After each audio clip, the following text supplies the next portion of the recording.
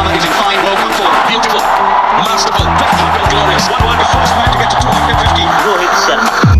के बाद हजारों सीढ़ियां चढ़ जाने वाला इंसान जब आखिरी सीढ़ी से फिसलता है तो कभी नहीं उठ पाता, और उठे भी कैसे। दुनिया ने तो हमेशा नतीजे को ही सहारा। कोशिश के अगर कुछ मायने होते तो गिरने वाले मुस्कुरा के उठ जाते। ये कहानी है उसकी जो एक सीजन में 5 शतक मार देता है और अगले ही सीजन में लगभग 600 के करीब रन बना देता है, लेकिन जब पीछे मुड़ के देखता है तो उसके पास वो वर्ल्ड कप की ट्रॉफी नहीं होती है। 19 नवंबर को अपने मुकद्दर से हार के वो सर को झुकाए चुपचाप जा रहा था। लोगों ने तस्वुर किया कि वो अपने आंसू छुपा रहा है, लेकिन कोई क्या जानता था कि वो मुकद्दर का सिकंदर बनने की तकदीर लिख रहा है। ये कहानी है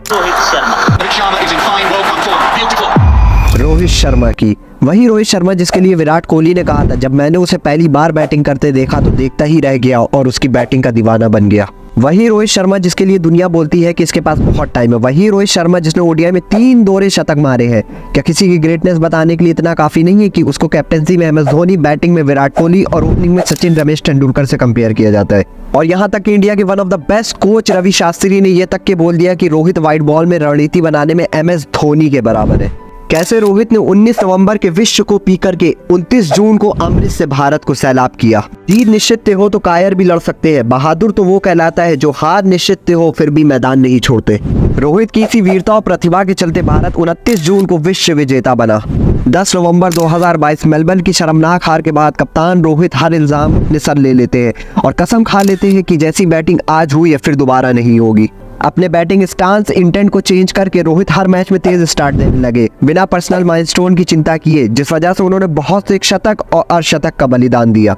लेकिन इस इंटेंट से रोहित अपनी टीम को उस शिखर पर ले जाते थे जहां से दूसरी टीम वापसी की भी नहीं सोच सकती थी। इसी इंटेंट के साथ रोहित पर्सनल माइलस्टोन की बलि देते हुए अनबीटन ओडीआई वर्ल्ड कप के फाइनल में जाते हैं, जहां लोगों को लग रहा था कि रोहित आसानी से विश्व विजेता बन जाएंगे। शुरू के 10 ओवर हो भी ऐसे ही रहा था जब तक कप्तान रोहित बैटिंग कर रहे थे, लेकिन उनके आउट होते ही स्टेडियम में सन्नाटा हो जाता है। एक के बाद एक विकेट गिरते हैं और लगभग 29 ओवर तक के एक भी बाउंड्री नहीं आती। मानो रोहित अलग पिच पर खेल रहे थे और बाकी अलग पिच पर खेल रहे थे।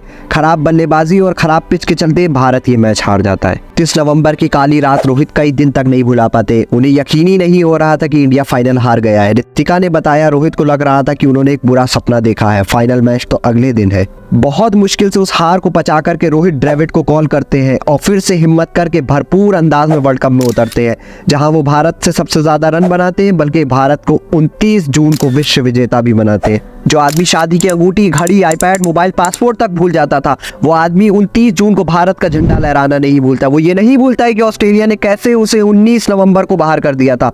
ऑस्ट्रेलिया के सामने वो शानदार 92 रन ठोकता है और ऑस्ट्रेलिया को जलील करके वर्ल्ड कप से बाहर कर देता है। रोहित की कहानी शुरू होती है डोंबिवली के छोटे से कमरे से, जहां पिता गुरुनाथ शर्मा की तनख्वाह इतनी ना थी कि घर का खर्चा चल पाता।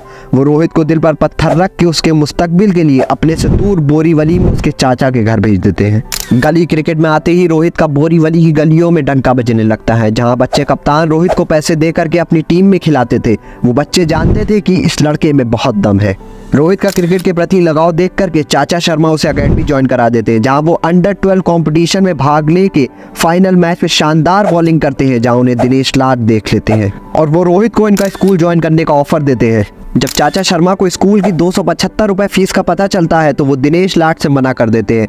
दिनेश लाड को रोहित इतने पसंद थी कि वो न सिर्फ रोहित की स्कूल की फीस माफ कराते हैं, बल्कि अपनी तरफ से रोहित को बेस्ट फैसिलिटी देते हैं। दिनेश लाड रोहित को ऑफ स्पिनर बनाना चाहते थे। एक दिन वो रोहित की नेट्स में बैटिंग देख के आश्चर्यचकित हो जाते हैं और अगले मैच में रोहित को ओपन करा देते, जहां वो ताबड़तोड़ शतक मार देते हैं और उस दिन से लेके इस दिन तक के रोहित ने कभी भी पीछे मुड़ करके नहीं देखा। अगर कोच रोहित की 275 रुपए की वो फीस ना माफ कराते तो शायद आज रोहित बोरीवली की गलियों में कहीं खो जाते और आज हम लोग वर्ल्ड कप से भी महरूम रह जाते। सलाम हो ऐसे कोच और ऐसे जौहरी पर जिसे सच्चे हीरे की परख होती है।